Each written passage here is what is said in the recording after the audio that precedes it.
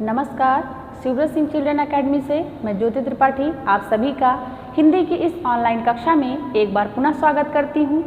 बच्चों, हिंदी पाठ्यपुस्तक वसंत भाग 2 के पाठ्यक्रम के अंतर्गत हम पाठों के अध्ययन के क्रम में आज रक्त और हमारा शरीर इस पाठ पर चर्चा करेंगे।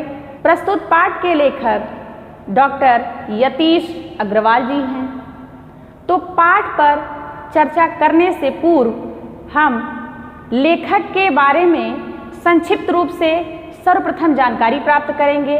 इसके बाद हम पाठ पर विस्तृत चर्चा करते हुए पाठ के संक्षिप्त सारांश और पाठ में क्या विशेष बातें बताई गई हैं या फिर किन मुख्य बिंदुओं पर चर्चा की गई है, इस पर हम क्रम से विस्तृत रूप में चर्चा करेंगे।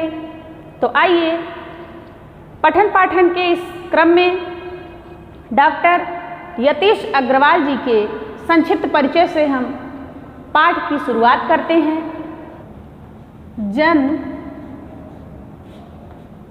20 जून 1959 ईस्वी में हुआ। जन्म स्थान बरेली, जो कि उत्तर प्रदेश में है, आप सभी जान रहे हैं। यदि हम शिक्षा की बात करें तो अग्रवाल जी की शिक्षा दीक्षा लखनऊ और दिल्ली में हुई।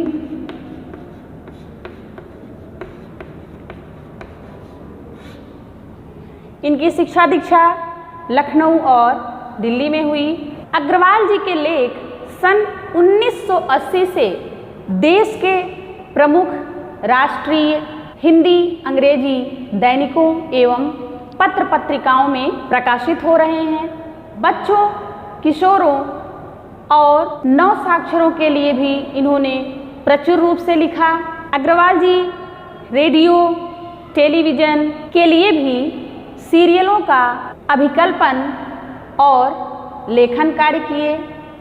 अग्रवाल जी देश में स्वास्थ्य और जनप्रिय आयुर्विज्ञान साहित्य के रचनाकारों में से हैं।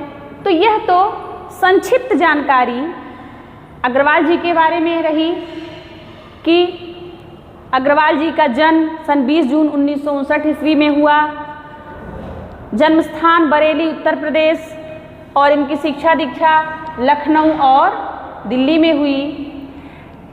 सन 1980 से जो इनके लेख हैं वह लेख दैनिक अखबारों तथा पत्र पत्रिकाओं में छपते रहे।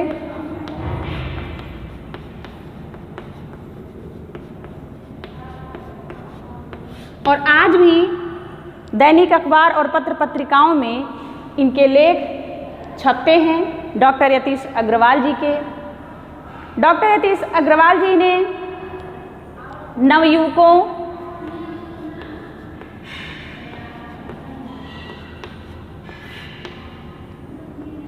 बच्चों एवं नवसाक्षरों के लिए भी प्रचुर रूप में ये लेखन कार्य करते रहे और इन्होंने नवयुवकों, बच्चों और नवसाक्षरों के लिए प्रचुर रूप में लेखन कार्य किया। रेडियो टेलीविज़न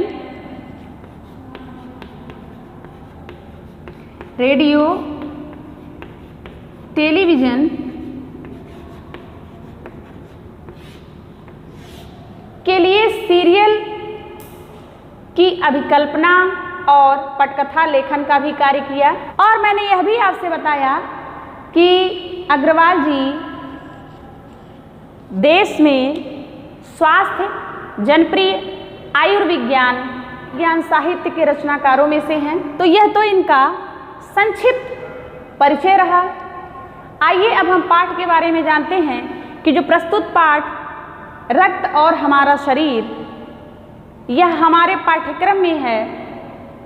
इस पाठ के बारे में अग्रवाल जी ने क्या बताया है?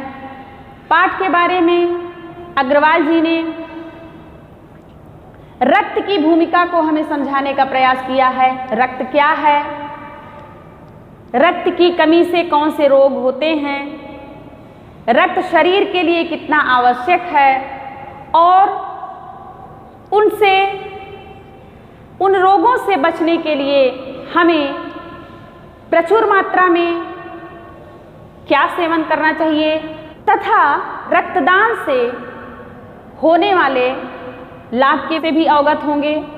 तो प्रस्तुत पाठ में इन सभी बिंदुओं पर अग्रवाल जी ने इस पाठ में हमें इन महत्वपूर्ण बिंदुओं के माध्यम से समझाने का प्रयास किया ताकि हम भी अवगत हो सकें कि रक्त क्या है, रक्त की शरीर में क्या उपयोगिता है, रक्त की कमी से क्या रोग होते हैं और यदि ऐसा होता है तो हमें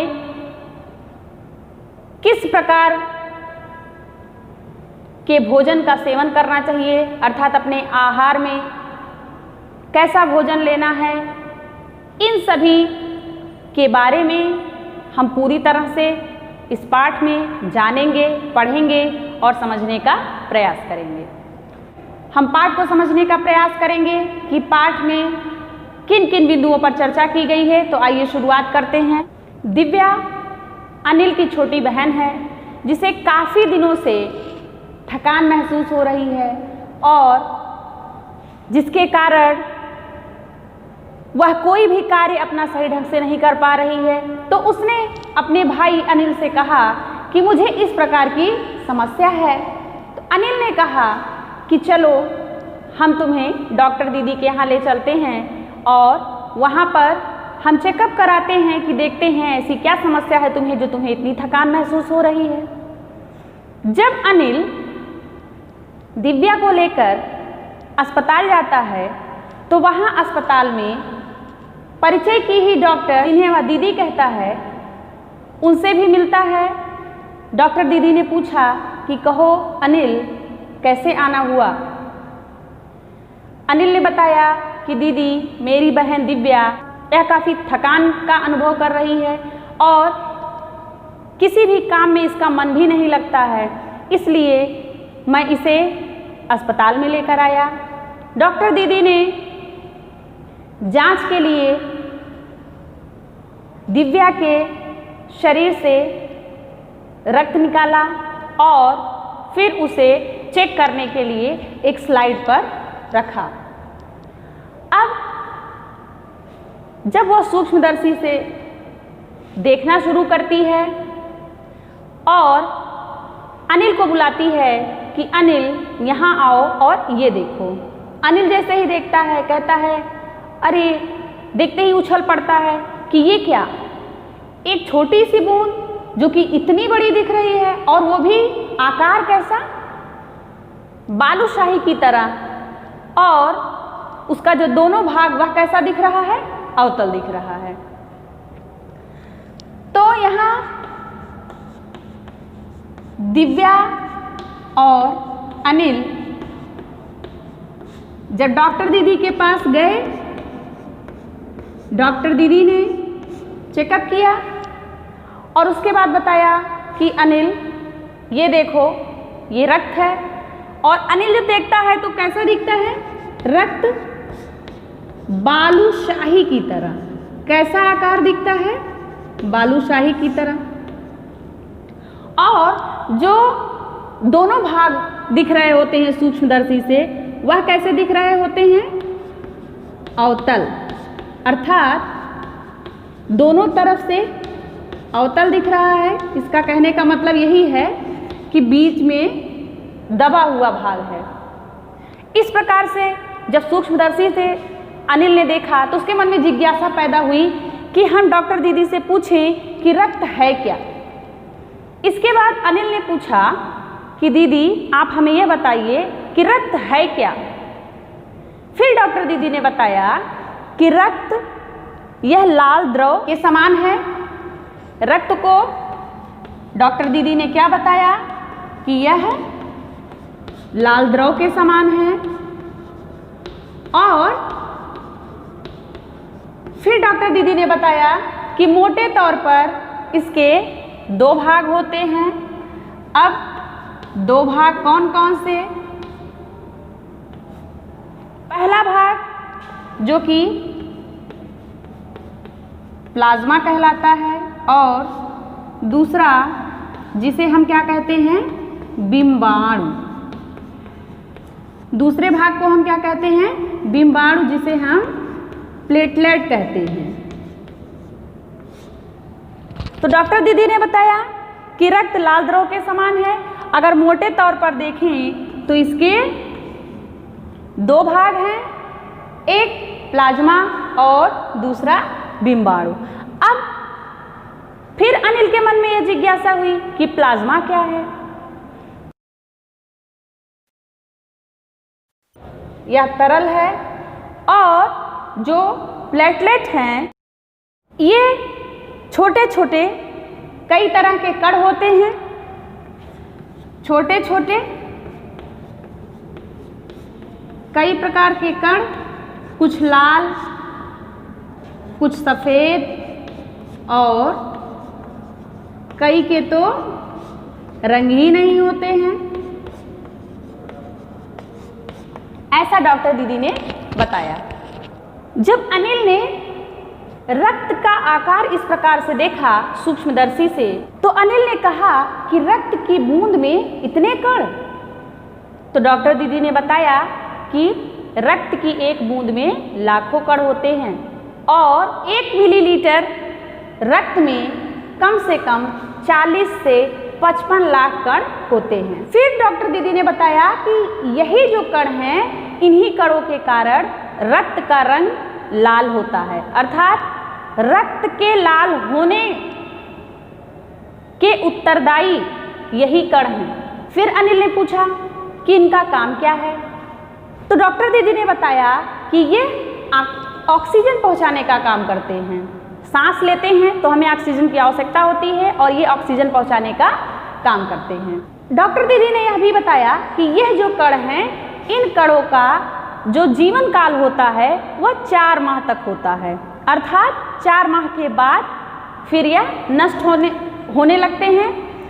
तो जब इस प्रकार से डॉक्टर दीदी ने बताया कि इनका जीवन काल, इन कणों का जीवन काल 4 माह होता है, तो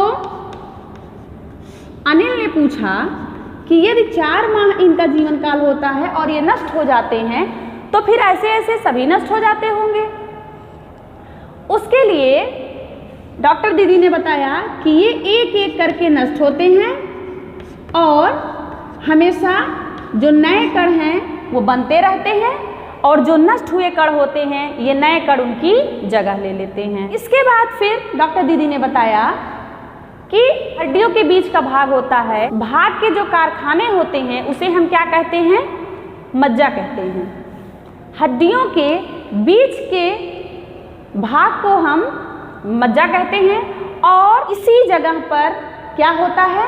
रक्त कणों का निर्माण होता है, अर्थात ये जो रक्त कण बनते हैं वह इसी अस्थिमज्जा में बनते हैं। इसके बाद डॉक्टर दीदी ने बताया कि रक्त कणों का जो निर्माण कार्य यहाँ होता है, इसके लिए प्रोटीन, लौह तत्व, इसके लिए फिर हमें ध्यान देना पड़ता है कि हमें अपने आहार में क्या शामिल करना है जिससे इन तत्वों की कमी को पूरा किया जा सके। तो डॉक्टर दीदी ने बताया कि इसके लिए हम क्या क्या करेंगे। इसके लिए सब्जी, दूध, अंडा, गोश्त आदि का हमें क्या करना चाहिए? सेवन करना चाहिए। दूध, अंडा, गोश्त, सब्जी, फल, इन सभी का हमें क्या करना चाहिए? प्रचुर मात्रा में सेवन करना चाहिए ताकि लौह तत्व वो विटामिन, प्रोटीन, इन सब की कमी को क्या किया जा सके, पूरा किया जा सके। इसके बाद अनिल ने पूछा कि दीदी अगर मान लीजिए ये कमी हो जाती है तो फिर क्या होता है? तो फिर डॉक्टर दीदी ने बताया तो फिर क्या हो जाता है, एनीमिया। अर्थात इन सब खाद्य पदार्थों की जब कमी हो जाती है तो क्या हो जाता है, एनीमिया। इसके बाद यदि इसकी कमी होती है कि ये कण नहीं बन पाते हैं तो इन्हीं की वजह से क्या हो जाता है, एनीमिया होता है। अर्थात ये जो अस्थिमज्जा में जो कणों का निर्माण होता है, यदि इस कमी से निर्माण कार्य रुक जाता है या निर्माण कार्य प्रचुर मात्रा में नहीं हो पाता है तो फिर ऐसी अवस्था में क्या हो जाता है, एनीमिया हो जाता है। इसके बाद फिर डॉक्टर दीदी ने एनीमिया होने के और भी कारण बताए। जैसे उन्होंने बताया कि हम दूषित खाद्य पदार्थ का जो सेवन करते हैं उससे भी क्या होता है, एनीमिया हो जाता है। और यदि हम साफ सफाई पर ध्यान नहीं देते हैं तब भी क्या हो जाता है। इसके बाद भी हम अगर अपने हाथों की सफाई नहीं कर रहे हैं, गंदे हाथों से ही भोजन कर ले रहे हैं तो सारी गंदगी हमारे मुख से होते हुए हमारे शरीर के अंदर प्रवेश कर जाती है और फिर क्या होता है, फिर हम बीमारियों से ग्रस्त हो जाते हैं। इसके बाद डॉक्टर दीदी ने बताया कि यदि हम दूषित जल का सेवन कर रहे हैं तब भी हमें इस प्रकार की समस्या होती है। तो यहाँ पर कुछ ऐसी बातें उन्होंने बताई कि जिसकी वजह से हम एनीमिया से पीड़ित हो जाते हैं, अर्थात हमें एनीमिया हो जाता है। डॉक्टर दीदी के ऐसा कहने के बाद कुछ देर तक अनिल सोचता रहा। फिर अनिल ने पूछा कि दीदी इसके पहले आपने बताया था बिम्बाणु और सफ़ेद कण, तो बिम्बाणु और सफ़ेद कण का क्या कार्य है, यह हमारे शरीर में क्या कार्य करते हैं? तो डॉक्टर दीदी ने बताया कि जो सफ़ेद कण होते हैं वह क्या होते हैं, वह वीर रक्षक होते हैं। कहने का तात्पर्य वह एक सिपाही का कार्य करते हैं हमारे शरीर में। किस प्रकार से सिपाही का कार्य करते हैं? रोगों से लड़ने की प्रतिरोधक क्षमता को बढ़ाने में सहायक होते हैं। अर्थात यदि ये ना हो तो हमारे शरीर में जो प्रतिरोधक क्षमता होती है रोगों से लड़ने की, वह क्या हो जाएगी, कम हो जाएगी। इसके बाद उन्होंने बिम्बाणु के बारे में बताया कि बिम्बाणु क्या है। तो बिम्बाणु के बारे में डॉक्टर दीदी ने बताया कि रक्त जमाव की प्रक्रिया में ये सहायक होते हैं। रक्त का बहना जो बंद होता है वो कैसे होता है, उसके लिए क्या सहायक होता है, उसके लिए ये बिम्बाणु ही सहायक होते हैं। इसके बाद फिर अनिल ने पूछा कि दीदी आपने यह बताया कि रक्त जमाव प्रक्रिया में ये सहायक होते हैं, तो यदि मान लीजिए कि किसी को कहीं चोट आ जाए या फिर कट जाए तो ऐसी अवस्था में हम तुरंत क्या उपचार कर सकते हैं? तो डॉक्टर दीदी ने बताया कि यदि इस प्रकार की कोई समस्या आती है तो सबसे पहले तो घरेलू उपचार करना है। सबसे पहले तो हम उस कटे हुए स्थान को तेजी से दबा करके किसी कपड़े से, साफ कपड़े से हम उसे क्या करेंगे, बांध देंगे। और फिर यदि रक्त का बहाव अधिक है तो हम उसे तुरंत डॉक्टर के पास ले जाएंगे। इसके बाद डॉक्टर दीदी ने बताया कि कभी कभी ऐसा भी होता है कि हमारे शरीर से बहुत अधिक रक्त निकल जाता है और फिर हमें रक्त की आवश्यकता पड़ती है। ऐसी अवस्था में ये होता है कि कोई हमें रक्तदान करे तो ही हमें रक्त प्राप्त हो सकता है। तो अनिल ने कहा कि क्या इसके लिए भी कोई विशेष प्रकार की सुविधा होती है या ऐसी कोई व्यवस्था है कि जिससे हमें या किसी भी प्रकार की यदि समस्या हो, यदि हमें रक्त की आवश्यकता हो तो हम वहाँ से रक्त ले सकें? तो डॉक्टर दीदी ने बताया कि जी हाँ, ब्लड बैंक, अर्थात ब्लड बैंक से हम कभी भी किसी भी ज़रूरतमंद के लिए रक्त पा सकते हैं। अब बात ये उठती है कि ब्लड बैंक में रक्त आया कहाँ से? तो ब्लड बैंक में जो रक्त सुरक्षित करके रखे गए हैं वह भी किसी ने रक्तदान किया है इसके बाद ही। अर्थात जो हम रक्तदान करते हैं वही रक्त सुरक्षित करके ब्लड बैंक में रखा जाता है और कभी भी किसी आपात स्थिति में किसी भी ज़रूरतमंद के वह काम आता है। इसके बाद अनिल ने पूछा, तो क्या दीदी रक्तदान कोई भी कर सकता है? डॉक्टर दीदी ने कहा, बिल्कुल नहीं। रक्तदान के लिए 18 वर्ष से अधिक उम्र का बच्चा हो या 18 वर्ष से अधिक उम्र का व्यक्ति ही कर सकता है। अर्थात रक्तदान कोई भी नहीं कर सकता है, उसके लिए एक निर्धारित आयु है और 18 वर्ष से अधिक का ही होना चाहिए, उससे कम नहीं। और उन्होंने यह भी बताया कि ऐसा भी लोगों के मन में होता है कि यदि हम रक्तदान कर देंगे तो हम कमज़ोर हो जाएंगे। डॉक्टर दीदी ने बताया कि ऐसा बिल्कुल भी नहीं है, रक्तदान करने से किसी को भी कमज़ोरी नहीं आती है। इसके बाद डॉक्टर दीदी ने बताया कि शरीर में लगभग 5 लीटर खून होता है और ऐसा बिल्कुल भी नहीं है कि रक्तदान करने से कमज़ोरी आ जाती है। अर्थात इसके बाद वह फिर उस रक्त की कमी को हमारा शरीर पूरा कर देता है। और डॉक्टर दीदी ने यह भी बताया कि एक बार में हम 300 मिलीलीटर रक्त ही दान कर सकते हैं, इससे अधिक नहीं।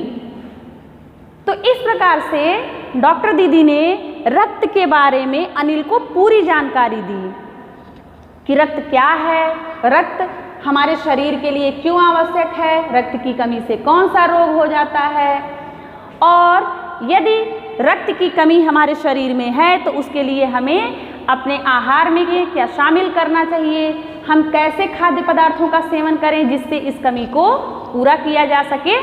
तो इस पाठ के माध्यम से हमने यह जाना कि रक्त क्या है, रक्त की भूमिका क्या है, शरीर के लिए रक्त आवश्यक क्यों है, रक्त की कमी से कौन सा रोग होता है। इस पाठ के माध्यम से रक्त के विषय में हमें पूरी जानकारी मिली। तो में यह हमारे दैनिक जीवन के लिए भी उपयोगी है कि रक्त हमारे शरीर के लिए कितना आवश्यक है और हमारे शरीर में रक्त की कमी ना हो इसके लिए हमें क्या करना चाहिए, हमें कैसे खाद्य पदार्थों का सेवन करना चाहिए, हमें साफ सफाई का ध्यान रखना चाहिए। तो इस प्रकार से हमने रक्त के बारे में संपूर्ण चर्चा की। हम आशा करते हैं कि आप सभी लोग इस प्रकरण को अच्छी तरह से समझ चुके होंगे। इसी आशा और उम्मीद के साथ हम आपसे फिर अगली वीडियो में मिलेंगे। तब तक के लिए धन्यवाद।